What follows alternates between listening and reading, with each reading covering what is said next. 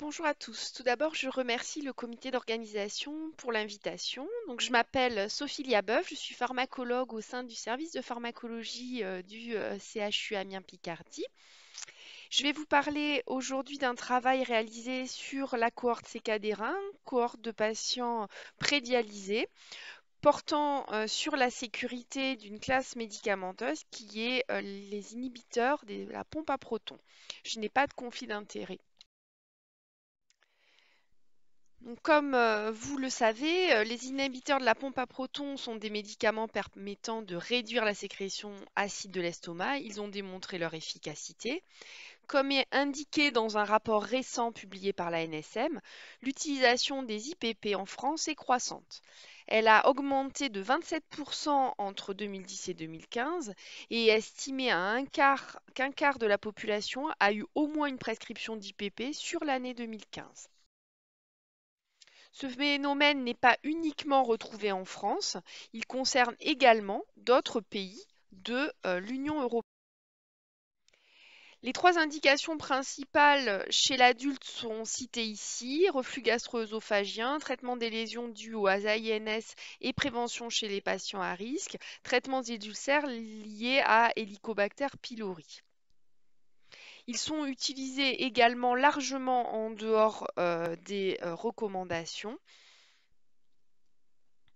notamment dans la prévention des lésions gastro-duodénales dues à des thérapies potentiellement gastrotoxiques comme les anti-agrégants plaquettaires, les anticoagulants.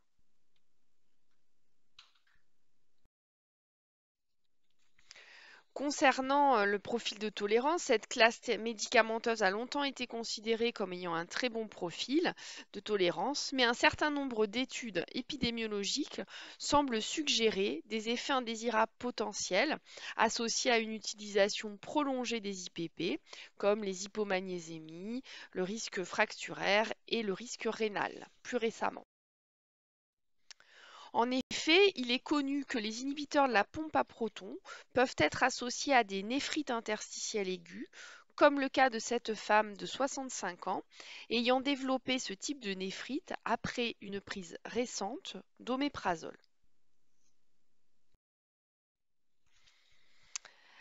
Dans ce contexte, une étude américaine réalisée dans la population des vétérans a souligné que la prise d'inhibiteurs de la pompe à protons était associée, quel que soit le type d'analyse et la définition de la progression, à savoir l'incidence du DFG inférieur à 60, le déclin du DFG supérieur à 30%, ou à une insuffisance rénale terminale traitée, donc par la dialyse ou la transplantation, ou plus de 50% de déclin du DFG.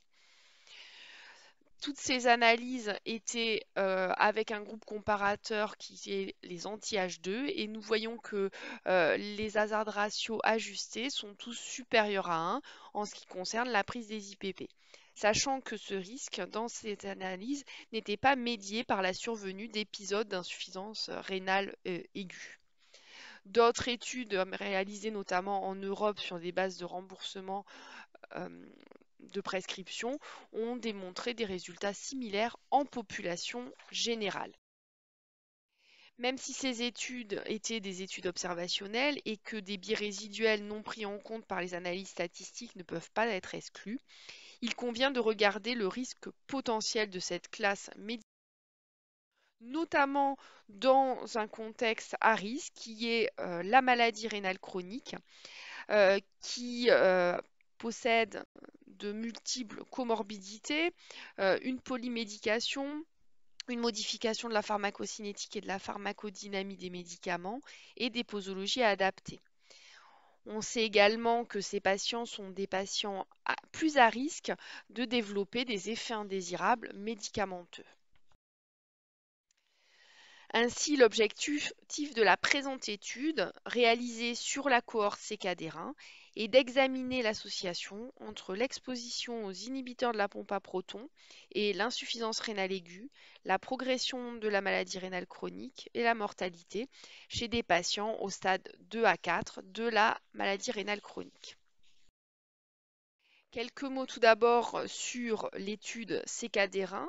Il s'agit d'une cohorte prospective de patients en prédialyse qui est représentative de la population suivie en néphrologie, puisqu'il s'agit d'un échantillon de 40 consultations de néphrologie, donc de malades au stade 3 et 4, ni transplantés ni dialysés.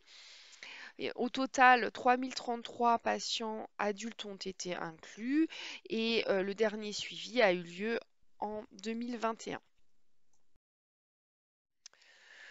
Toujours au niveau des méthodes, cette étude bénéficie d'un recueil extensif de données qui nous a permis de réaliser de nombreux ajustements statistiques. De plus, le recueil de la prise des traitements et notamment de la prise des IPP est fait de façon rigoureuse tout au long du suivi, notamment avec les posologies. Le suivi prospectif actif de cette cohorte nous a permis de recueillir des informations sur les trois critères de jugement de cette étude, à savoir la mortalité, l'insuffisance rénale traitée, c'est-à-dire la dialyse ou la transplantation grâce à un croisement avec le registre rein, et les événements d'insuffisance rénale aiguë pour laquelle une expertise a été mise en place et réalisée par des néphrologues. Au niveau des méthodes statistiques, un grand nombre d'analyses ont été réalisées afin d'essayer d'éviter le maximum de biais, donc bien sûr les analyses standards, mais une analyse également avec un design appelé New Users qui vise à limiter le biais fréquent en épidémiologie qui est le Prevalent User Bias, c'est-à-dire que les patients qui ont toujours le médicament sont ceux qui ont bien supporté ce médicament. Grâce à ce design New User, on élimine les patients prévalents de l'analyse, c'est-à-dire que l'on va analyser uniquement les patients qui n'avaient pas d'inhibiteur de pompe à protons à l'inclusion. De plus, comme les analyses ont porté sur l'insuffisance rénale terminale traitée, nous avons aussi exclu dans cette analyse les patients au stade 5 à l'inclusion. Il y en avait quelques-uns. Cette analyse a donc porté sur 1940 patients au total.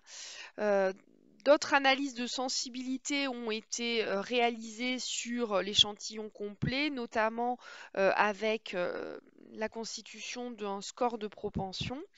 Le calcul du hazard ratio est ajusté sur les variables, les facteurs de risque pour chacun des événements ont été réalisés.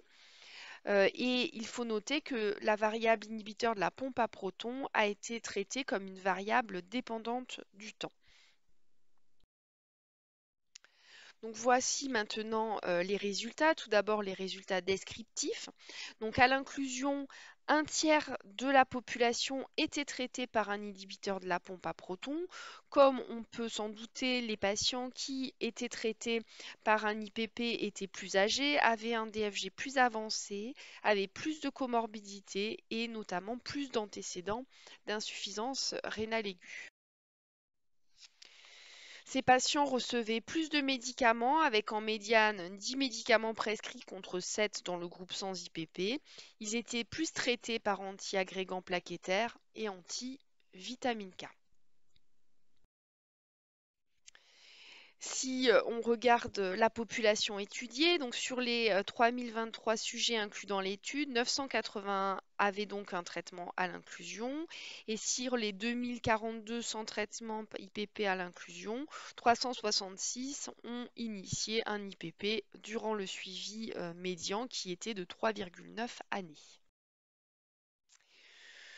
Donc, concernant les événements au cours de ce suivi sur la population de l'étude pour le design New Users, donc sur les 1940 patients sans IPP à l'inclusion et avec un DFG estimé supérieur à 15 ml par minute, on a donc 366 nouvelles prescriptions et on a enregistré au cours du suivi médian de 3,9 années 307 événements de défaillance rénale donc ou insuffisance rénale terminale traitée, donc dialyse ou transplantation, 183 événements validés d'insuffisance rénale aiguë et 167 décès avant la défaillance rénale, avant l'IRTT.